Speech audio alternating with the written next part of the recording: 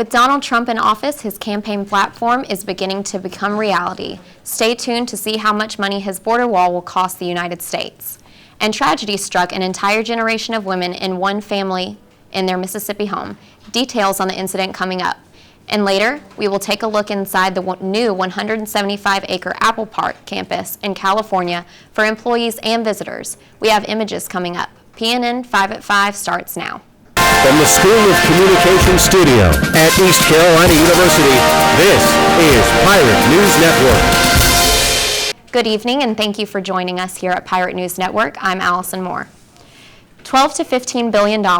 That's how much Mitch McConnell expects what it will cost to build a wall. Neither McConnell nor House Speaker Paul Ryan said precisely how Congress would pay for the wall or whether they expect Mexico to repay the cost. Ryan said he expects President Donald Trump to submit a plan for paying for the wall. We are moving ahead, as the Speaker pointed out to our group yesterday, with border supplemental. Of roughly 12 to 15. $12 to $15 billion. Now we're going to actually deploy this fence, and we will anticipate a supplemental coming from the administration very shortly on how to finish construction and the funding of the fence.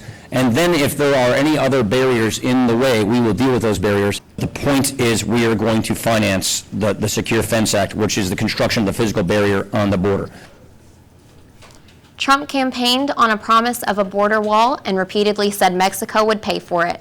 He has more recently said that while the U.S. might front the initial costs of the project and Mexico would eventually pay the U.S. back, Mexican officials have repeatedly said they will not pay for such a wall. A woman, her 2 daughters, and 5-year-old grandchild were found shot to death inside a Mississippi home. Candace Barnett talked with family members about the tragedy. For this small, close-knit community in Tumsuba, the news that 4 people were found shot to death is hard to believe. We never had anything like this in our neighborhood, never. Sheriff Billy Solly says a neighbor who usually accompanies one of the women to her dialysis appointment hadn't heard from the family and called in a welfare check. The deputy arrived. After he arrived, he saw some things that caused him to believe there might have been something happening inside the house or had happened in the house. He called for another deputy to come assist him. Coroner Clayton Cobbler says there was a bullet hole in the metal door frame and deputies had to forcibly break through the door to get inside. There they found family members from 3 generations shot to death. Edna Durr, her daughters Kiera Durr and Tamika L. Pickett, and Pickett's son Owen, who was just 5 years old. I really do hate everything that be resolved for this. But anybody want to hurt a child? I don't know what to say. Kiera's 3-year-old daughter was also found in the home uninjured and taken to a local hospital, according to deputies. Calhoun says they believe the shooting happened sometime Monday evening. The Sheriff's Department has been working with the Mississippi Bureau of Investigation to find answers. Right now, investigators are still talking to family, friends, neighbors, and searching for clues about who could be responsible for this heinous act. They say they don't have any official suspects yet, but one family member I spoke to says he does have some ideas about who could be responsible. It's somebody outside the family. I ain't putting my finger on nobody, but I mean, just thinking about it, I got an idea. Demetrius Durr lost his mother, his 2 sisters, and his nephew in this shooting. He says he's looking for justice in the case. I hope they find him. I want to know who did it, and whoever did it, they don't deserve to live. The Supreme Court has ruled in favor of a Texas death row inmate in his bid for a new sentencing hearing. Dwayne Buck was sentenced to death in 1997 for capital murder. During his original trial, a witness for Buck's defense testified that he was more likely to commit violent acts in the future because he's African American. By a 6-2 vote, the justices ruled that Buck could go back to a lower court and argue for a new sentencing hearing.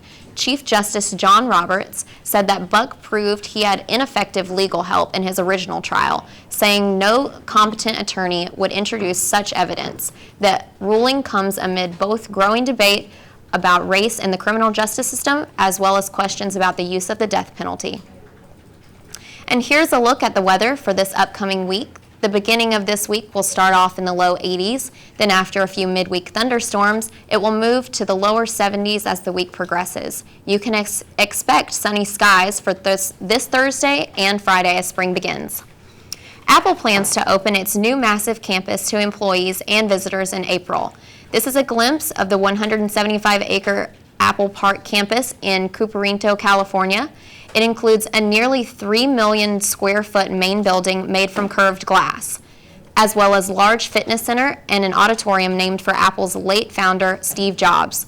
Apple says the campus will be completely powered by renewable energy, and it's not for Apple workers. It's not just for Apple workers. Apple Park will also feature a visitor center, public cafe, and of course, an Apple store. The company says it hopes Apple Park will become a tourist attraction. An avalanche near Lake Tahoe briefly trapped 2 motorists in their car overnight. The men were traveling on Highway 89 when they say they felt a big gust of wind just before the huge pile of snow hit their car. They were able to call 911 immediately. It took firefighters less than an hour to reach their car and dig it out. No one was hurt. Highway 89 between Squaw Valley Road and Tahoe City remains closed Monday. Crews are worried about additional avalanches. No word on when the road will reopen. That's all for our PNN 5 at 5. Thanks for joining us. Have a great afternoon, and we'll see you back here tonight at 6 and 7.